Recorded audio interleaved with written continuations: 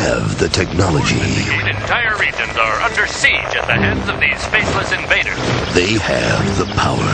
With doubt and confusion ruling the day, officials are searching for answers. And they'll stop at nothing. Does Cobra's citadels appear on every continent? But in a world where evil threatens, good still has its defenders. Cobra won't stop till they control the world! Surprise is on our side. Evil will triumph. There's thousands of them! We're running out of time! The forces of good face the forces of evil. And our only hope is a real American hero. G.I. Joe. The battle for freedom begins at GIJoe.com. Hey YouTubers, Hankster here, and welcome to video 3 of our special G.I. Joe themed reviews.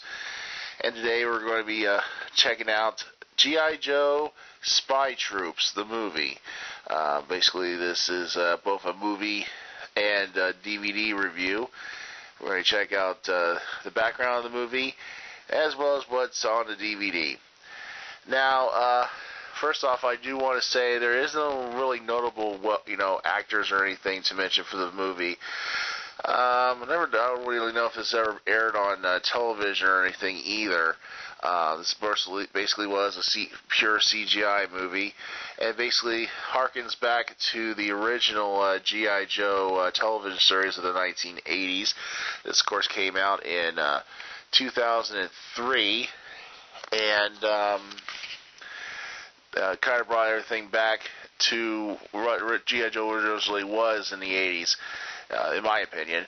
Of course, as you know, G.I. Joe was brought back briefly in the mid-90s, around 1996, when Beast Wars was also revamped. But unlike Beast Wars, that version of G.I. Joe did not really last too long, especially because it was kind of like almost a totally new generation of G.I. Joe, and they were not going up against Cobra with some other guy and all that kind of stuff. So I don't think that's probably one of the reasons why it didn't last so long.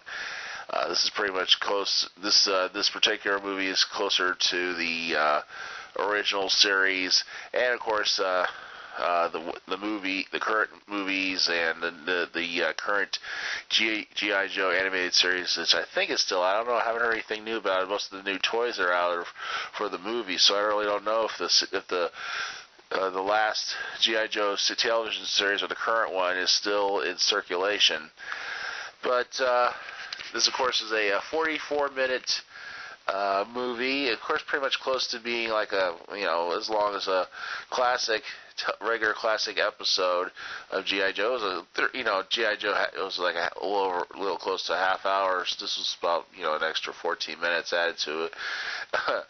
And as I said, there was no really notable actors to make mention in this movie, even though the guy who they chose to play Cobra Commander did a really good job of sounding like the original Cobra Commander, and would have done Chris Latta proud. Basically, the storyline is simple. G.I. Joe develops a new technology to help them control their weapons with the power of their minds. But a spy, otherwise known as Zartan, steals both one of their specially equipped transports and the device that helps them control it mentally, and takes it over to Cobra, who of course decides to not only rev up their own vehicles with the technology, but also to help them better control their battle android troopers, the Bats. They're back as well in this particular movie.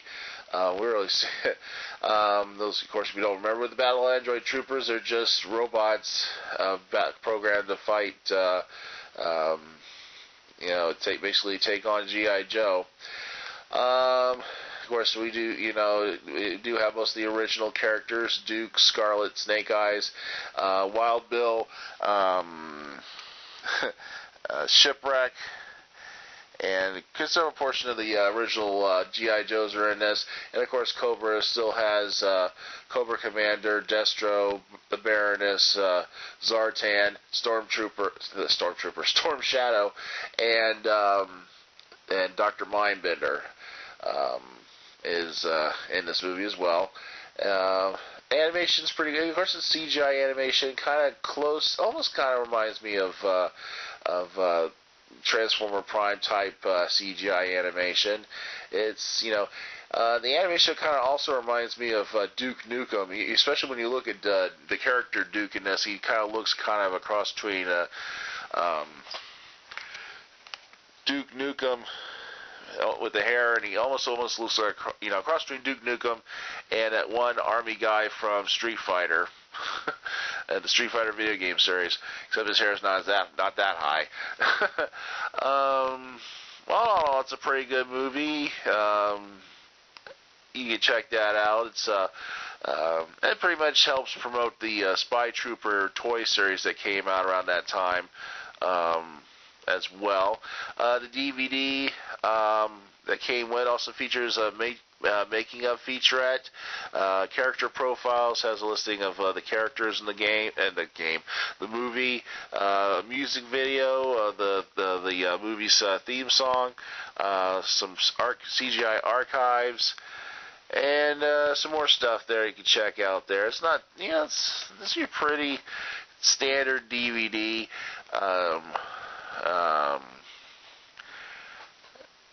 It's out there, so you can you pretty much check this out. I don't think it's out on Blu-ray or anything, but you can check that out. And but it's definitely a good addition to your G.I. Joe collection if you're a diehard G.I. Joe fan that likes to collect movies.